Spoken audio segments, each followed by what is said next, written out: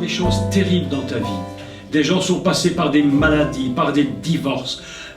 Vous savez, on peut les juger et les critiquer, mais il n'y a que ceux qui ont vécu ces choses qui savent de quoi il s'agit.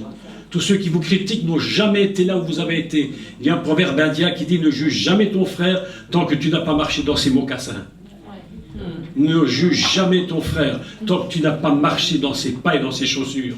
Parce que tu ne sais pas ce qu'il vit. Et alors l'Église, elle a souvent cette habitude de plutôt tuer les gens que de les relever. Et mes amis, je dis, il faut que ça s'arrête. Moi, je dis, je ne veux pas de ça dans ma vie. Je ne veux pas de ça dans ma vie. Je ne connais pas les circonstances de ta vie. Je ne sais pas ce que tu as vécu. Comment moi, je peux venir te juger sur un verset de la Bible? Il faut de la compassion, mes amis. Si tu lis ce livre, tu vas être encouragé et tu verras qu'à la fin, tout est possible à celui qui croit. Tout est possible. Si tu crois, et si la vision est en toi, parce qu'il l'a mis en toi, tu vas souffrir, tu vas te poser 1000 questions, mais un jour tu vas voir que les choses vont s'accomplir.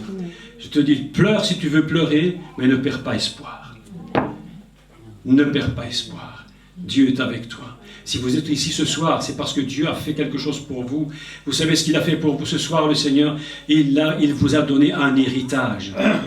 Un héritage que vous ne pouvez pas perdre. Ce soir, je vais vous parler de l'héritage, c'est le thème ce soir. Je vous présente un deuxième livre. Ce deuxième livre est absolument formidable parce qu'il parle justement de l'héritage. Le seul vrai héritage de tout l'univers, c'est celui-ci, c'est le Messie, c'est Yeshua, c'est Jésus. C'est l'héritage du monde. C'est celui que Dieu a donné au monde comme héritage. Il a dit, si tu crois de tout ton cœur, alors je te donne l'héritage le plus grand qui soit, c'est le Messie. Si nous sommes aujourd'hui ici, tous, c'est parce que nous avons reçu un héritage qui ne peut absolument pas se perdre.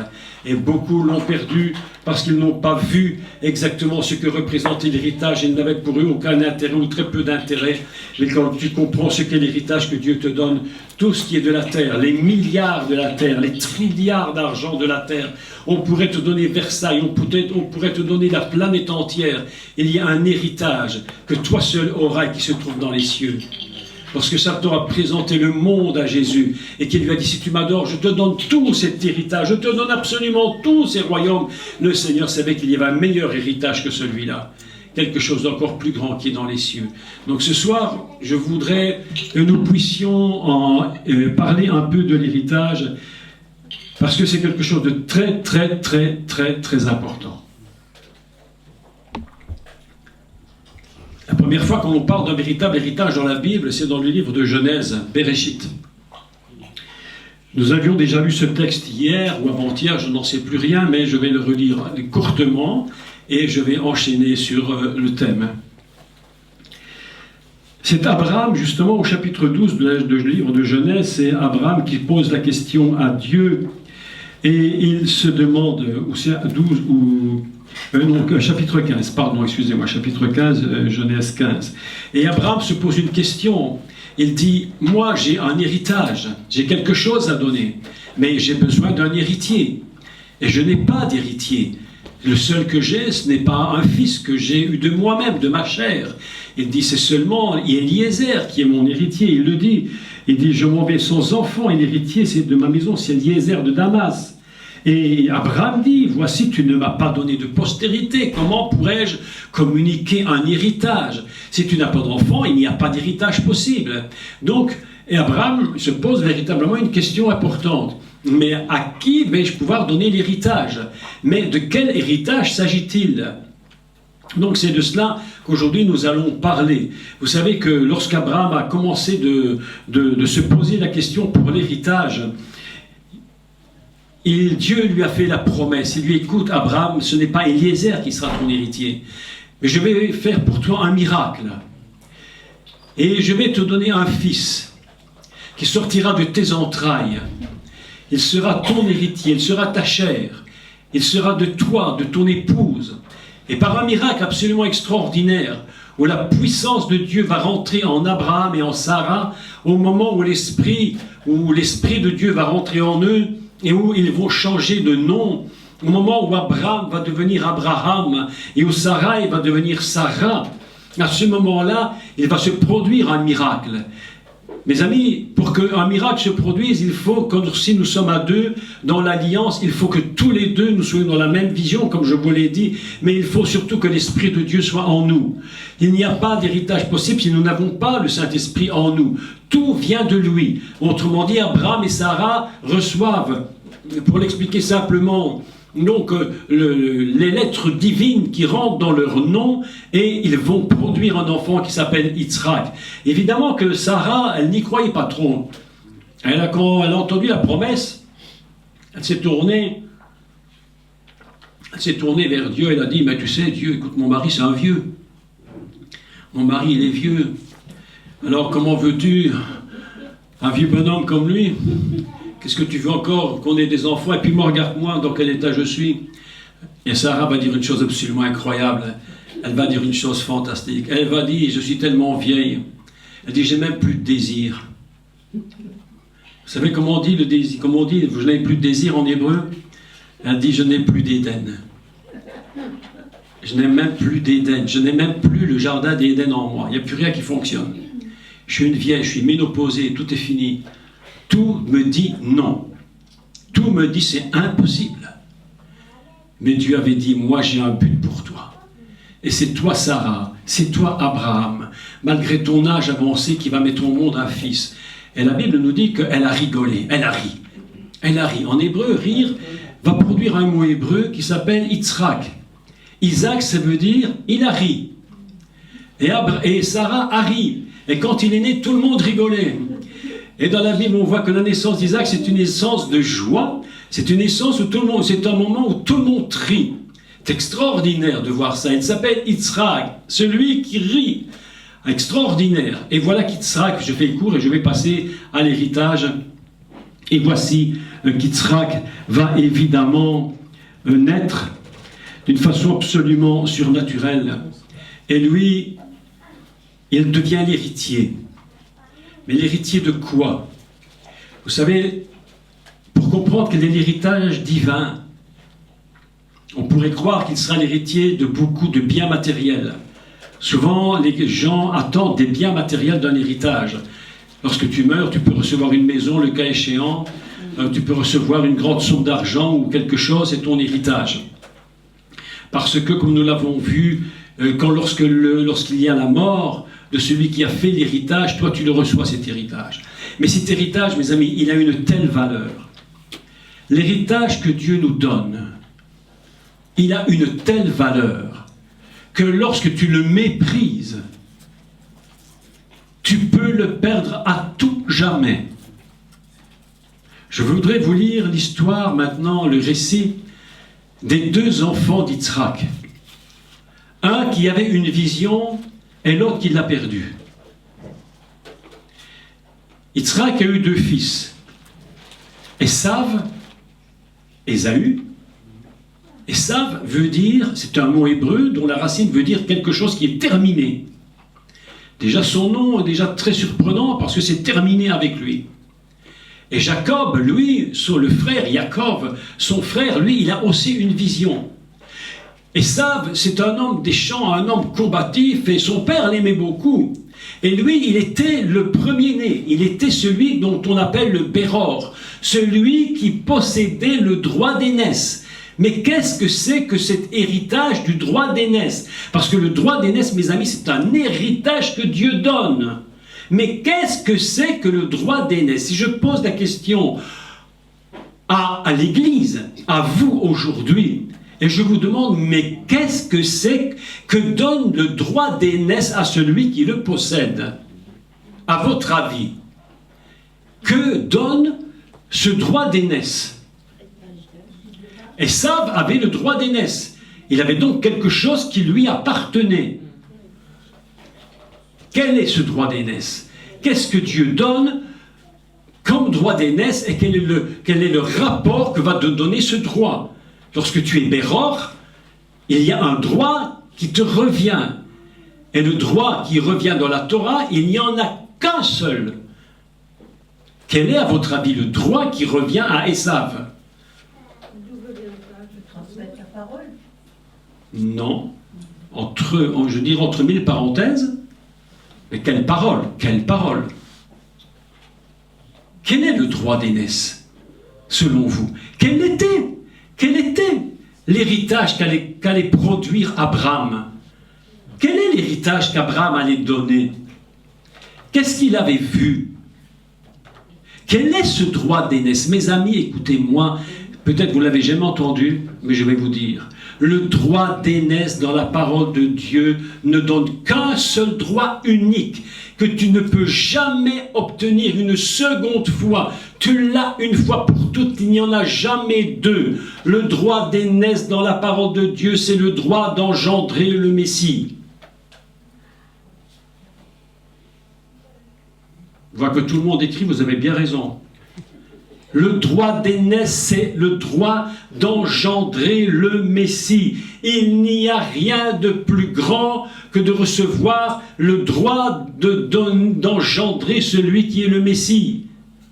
Autrement dit, Ésav n'avait absolument rien compris du tout à ce droit. Il ne savait pas de quoi il s'agissait. Ou s'il le savait, il n'en avait plus rien à faire. Jacob, par contre, lui, c'est un homme très différent. La Bible nous enseigne que Jacob, il avait un caractère tout à fait autre. Jacob, la Bible nous dit qu'il était dans la tente et qu'il aimait beaucoup rester avec sa maman. C'est un homme tranquille, paisible. Il était dans la tente, dans la maison, et il était tranquille, paisible. Jacob, lui, c'était le chasseur, il courait partout, et il allait, il faisait du gibier. Son père aimait beaucoup le gibier, et il va ramener le gibier, ils vont préparer un repas, et le père, et Yitzhak est tellement content, il aime Ésav. Il aime Ésav plus que tout. La maman, elle aime Jacob plus que tout, parce qu'une maman, elle aime bien un fils qui reste près d'elle. La maman, elle est contente de Jacob. Mais Ésav, lui, à un moment donné, la parole, on va lire le texte, parce que le texte est très, très, très intéressant. Et je voudrais vous montrer qu'est-ce qu'un héritage et comment on peut le gagner ou comment on peut le perdre. Vous savez, il y a des chrétiens, ils croient qu'ils ont une promesse et que la promesse est définitive. Mais tu peux perdre. Tu peux perdre ce que Dieu t'a donné. Écoutez le texte, nous allons lire dans le livre de Genèse et au chapitre 18 et au verset 27. Chapitre 27 et au verset 18. Ah, qu'est-ce que je raconte hein? Vous savez, c'est pas ma faute, c'est la faute de Pascal qui est au fond. Oui, c'est ça. Il m'a sorti après-midi, il m'a dit, fait une petite promenade, il m'a presque fait mourir. Parce que quand Pascal fait une petite promenade de 30 minutes, c'est 3 heures. Alors, je suis revenu, j'ai dit, mais... Et même notre pauvre ami Serge, il n'a même pas pu continuer. Il a dit, il faut que je m'arrête parce que là, il va m'achever. Alors, je dis, chapitre 27 dans la Genèse. Ah, non, j'ai dit chapitre 27. Non, tu avais dit 18 au départ. Oui, mais c'est pourquoi je vous dis, c'est la faute de Pascal. Oui, c'est ça. Chapitre 27. Oh, il faut plus le taquiner parce qu'il est gentil, là. C'est un bon guide. Un bon guide. Vous savez, quand vous voyez Pascal qui avance devant sur la route, le chemin est très difficile. On est monté par un chemin très difficile, n'est-ce pas? Mais quand j'ai vu Pascal devant, je me suis dit, ça c'est le bon berger, ça, c'est pas possible autrement. Ah, il faut plaisanter un peu, vous savez. La joie du Seigneur, c'est notre force. Les chrétiens qui tirent la tête jusque par terre n'iront jamais jusqu'au lac, je vous dis. Les chrétiens qui tirent la tête jusque par terre, ils regardent les rochers et disent non, ça c'est pas pour moi. Mais moi hier j'ai dit à mon épouse, écoute, moi je vais pas avec toi, je suis trop fatigué. Mais aujourd'hui il m'a pris au piège. Et j'ai regardé, j'ai dit, je retourne ou je continue? J'ai dit, je continue. Mais vous voyez le résultat. Ah, on bénit le Seigneur. On bénit le Seigneur. Pascal, tu es un homme formidable. Je te le dis de tout mon cœur, je t'aime beaucoup, je t'apprécie tellement. C'est un exemple que quand tu as un bon guide qui te conduit, tu ne sais pas toujours où tu vas. Tu ne sais pas toujours la grandeur du lac que tu vas rencontrer. Mais lorsqu'il te conduit et tu sais qu'il sait où il va, tu peux le suivre avec certitude. Parce que s'il y est passé, tu peux y passer. S'il y a été, tu peux y aller. S'il est passé sur des chemins difficiles, tu peux passer par les chemins difficiles. Parce que le guide qui sait qui va avec lui, sait que tu es capable de faire ce qu'il fait. Alors, ça peut être étrange et simple de dire une chose pareille après avoir fait cette promenade tout à l'heure. Mais la réalité est celle-là, que quand tu as quelqu'un avec toi qui te guide et que tu sais qu'il est, tu peux atteindre le but. Mais si tu perds la vision, il va se produire ce que nous allons lire maintenant. Je répète, Genèse 27. 2 et 7. 27. Verset 18. Serge, 18.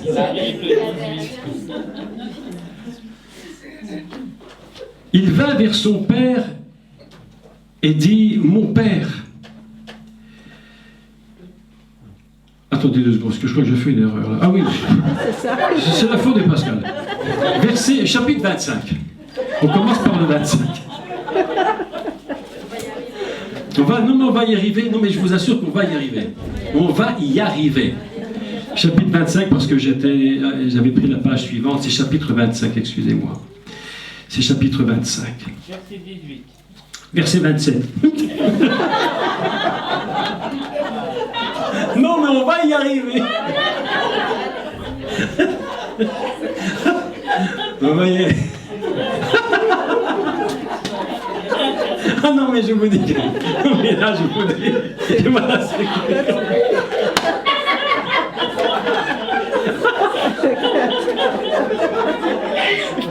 Ah mon Dieu, mon Dieu, mon Dieu. La joie du Seigneur. La joie du Seigneur et la force. C'est le moment jamais de chanter la joie du Seigneur et la force. Claire, moi je te dis, c'est pas ma faute, c'est Pascal, je te dis. C'est la faute du lac. Oui. C'est un lac alsacien et quelqu'un a dit là-haut, Oui. toutes les prochaines sont détruites. Elle est bonne.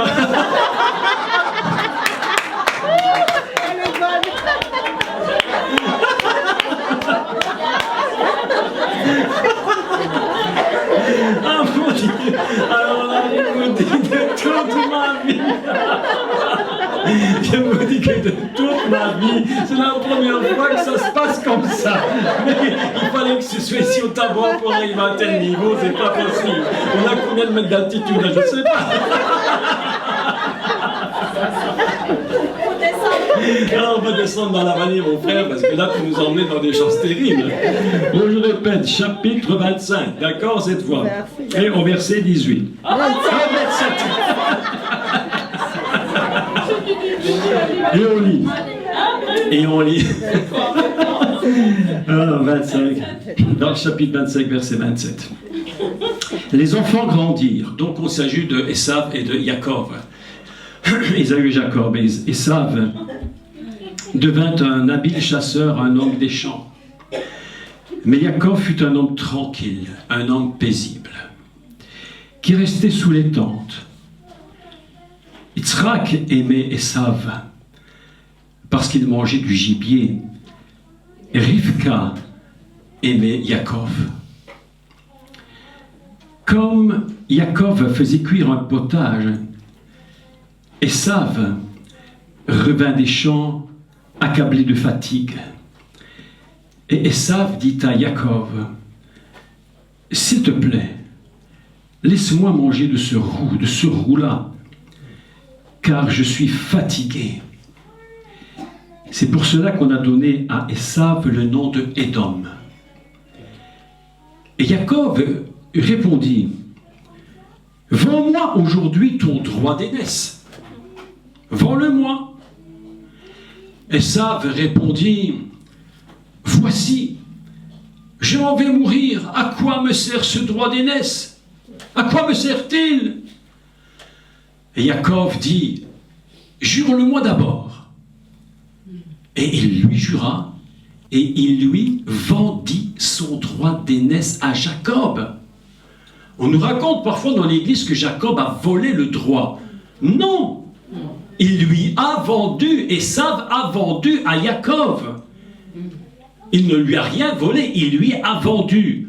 Mais Jacob, il avait une vision. Jacob, il avait quelque chose en lui qu'il voyait de loin. Une chose extraordinaire chez les patriarches, c'est qu'ils ont la capacité de voir très très très loin. Et il voyait de loin, je veux dire, la naissance du Messie.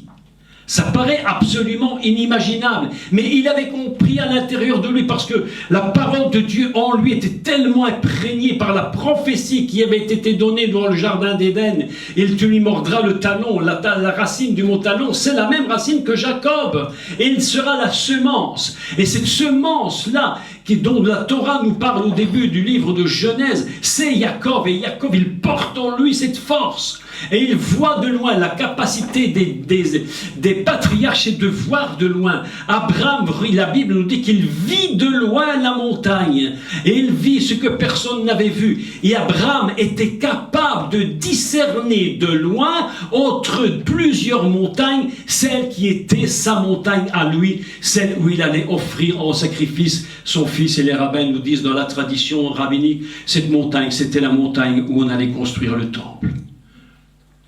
Vous imaginez la capacité d'un homme de Dieu de voir si loin.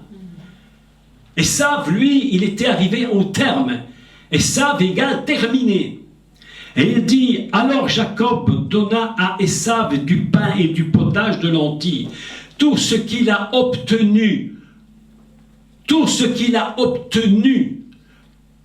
contre l'héritage qu'il possédait, c'est-à-dire le droit d'engendrer le Mashiach, était réduit à un potage et un peu de pain.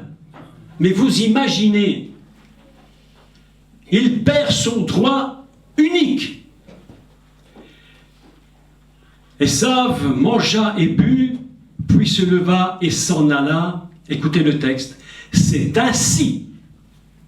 La Bible nous dit un mot absolument très fort. Elle ne dit pas c'est ainsi qu'il perdit son héritage. Elle dit c'est ainsi qu'Esav méprisa. C'est pire que perdre. Tu peux perdre quelque chose parce que tu n'as pas trop bien compris, mais si tu le perds parce que tu le méprises, ça veut dire que le droit d'engendrer le Mashiach, il le méprisait. Ça n'avait plus aucun intérêt pour lui. Et comment cela se fait-il? Il y a un verset, les rabbins, les maîtres d'Israël nous apprennent une leçon fantastique. C'est lorsqu'Esav dit « Je suis fatigué ». Les maîtres d'Israël, en hébreu, ça se dit Anori Ayef. Ani Ayef, c'est moi, je suis fatigué, je vais dormir. Mais les rabbins nous disent, faites attention à la différence. Lorsqu'il dit que l'on utilise Anori Ayef, Anori, ça veut dire je, mais pas seulement je tout court. C'est je dans l'ensemble de tout mon être. C'est ma tête est fatiguée, mon âme est fatiguée, mon corps est fatigué, mon esprit est fatigué, j'ai plus goût à rien, il n'y a plus rien en moi qui fonctionne, je ne suis plus nulle part, j'ai envie de tout arrêter, tout va se terminer, c'est fini. Il dit écoute-moi, je n'ai plus envie de rien. Et Yaakov, lui, il a la vision et il sait. Il va voir son frère, il se rend compte de ça. Et il lui dit écoute, c'est pas un problème, tu n'en veux plus. Mais vends-le-moi. Et Esav va mépriser son droit d'aînesse. Et lorsque tu méprises le droit d'aînesse, je crois qu'Esav n'avait même pas pesé ce qu'il faisait. Il l'a méprisé, mais il n'a même pas pesé le poids de la catastrophe qui allait se mettre sur lui et sur le monde. Et sur le monde. Parce que de Esav va sortir toute une génération.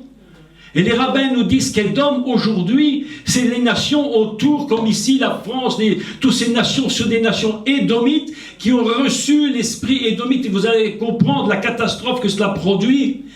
Alors qu'Israël, c'est-à-dire Yaakov, celui qui va engendrer Israël, celui qui va devenir Israël, celui-là a compris quelle était cette valeur du droit d'aînesse d'engendrer le Messie, mes amis. Et Édom, lui, va devenir un peuple qui va devenir absolument enragé, parce qu'il se rend compte qu'il a perdu quelque chose qui était essentiel à sa vie. Lorsque tu perds l'héritage de Dieu dans ta vie, mais tu perds le pire que tu ne peux pas imaginer. Tu ne peux même pas sous-peser ce que tu perds.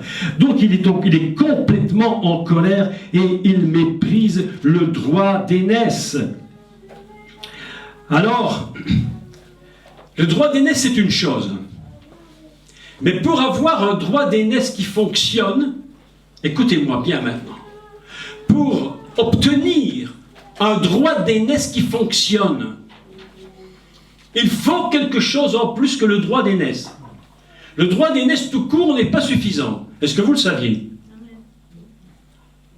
Pour que le droit d'aînesse prenne toute sa force et qu'il soit réel et effectif, il va falloir une bénédiction spéciale.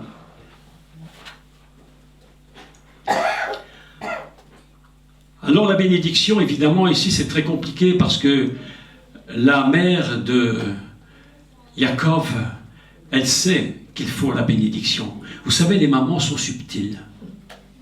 Elles sont parfois un peu plus subtiles que les papas. Elles voient les fils, elles disent, bah, écoute, si tu fais comme ça, là, ton papa, il n'y verra pas. Et zoup. D'ailleurs, vous avez remarqué dans toutes les familles, quand papa dit non, il va voir maman. C'est vrai. Maman, papa m'a dit non. Mais en général, il ne dit pas papa m'a dit non, il dit je ne peux pas la voir. Alors, les mamans ne font pas attention. Elle dit, mais oui, mon fils, tiens, prends. Si la mère est un peu plus subtile, dirait, ton papa dit non, je te dis non.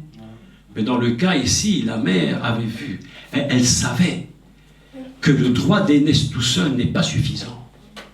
Un droit d'aînesse ne fonctionne que lorsque tu as reçu la bénédiction de celui qui communique l'héritage. Il faut donc la bénédiction sur le droit d'aînesse. Et il faut que celui qui l'ait reçu reçoit la bénédiction. Et mes amis, cette bénédiction, il n'y en a qu'une. Il n'y a jamais eu dans l'univers entier deux bénédictions pour le droit d'aînesse. Il n'y a qu'une bénédiction parce qu'il n'y a qu'un seul droit d'aînesse. Et pour bien vous prouver que la bénédiction et que le droit d'aînesse et cet héritage qu'il va recevoir est très différent des biens matériels, parce qu'on pourrait croire que l'héritage sont des biens matériels d'Abraham, qui était un homme extrêmement riche, d'Isaac, pardon, qui était un homme extrêmement riche. Il avait même reçu d'Abraham, son père, il possédait beaucoup de biens matériels. Mais ça n'a rien à voir avec la bénédiction du Béror. Comment est-ce que je le sais? Parce que lorsque Jacob va s'enfuir, et plus tard il va revenir, il va retrouver son frère Esav, et son frère Esav est plein de richesses. Il était plein de richesses. La bénédiction du droit du Béror, donc d'engendrer le Messie, n'empêche pas que si tu perds le droit d'engendrer le Messie, ça ne veut pas dire que tu n'es pas capable d'être riche. Sur la terre, tu peux trouver, faire du business et réussir. Il y a beaucoup de gens qui sont riches sur la terre. Pourtant, ils ont perdu le droit d'aînesse. Nous avons des milliardaires sur la terre qui ne croient même pas en Dieu. Ils n'ont pas participé au droit du Messie. Mais pourtant, ils sont milliardaires, pour vous dire que pour faire du business et être milliardaire, il ne faut pas avoir le droit d'aînesse. Il faut de l'intelligence du business. Si les églises comprenaient ça, elles arrêteraient toutes leurs bêtises. Alors, la maman, elle avait bien compris. Elle dit, mon fils, tu as besoin de la bénédiction, parce que si tu n'as pas la bénédiction, ça peut encore t'échapper. Et comme elle aimait beaucoup Yaakov, son fils, il était dans la tente avec sa maman, et ils étaient très très bien ensemble, c'était le chouchou de la maman. Bon, il était content d'être avec sa maman, elle dit, écoute, tu vas faire un petit truc, machin, puis c'est ton frère, il est très très poilu, tu sais. Ouh là là, il a des poils roux partout, là, il est sorti, mais il est même né, il était terrible, on se demandait, on l'a appelé le rouge tellement qu'il était poilu, roux, terrible. Elle dit, écoute, il va partir au champ, mais avant qu'il ne revienne, s'il te plaît, vite mets des poils sur tes bras, ton papa, il est quasi aveugle, il n'y verra que du feu. Alors, voilà, le subterfuge est terrible. Alors, il s'approche du père, et il met des peaux sur ses bras, et il s'approche, et il sera que le père, il regarde. Je sens pas l'odeur, mais je sens bien les poils. Yo, il dit... Isaac avait fini de bénir. Alors je lis. Nous allons lire.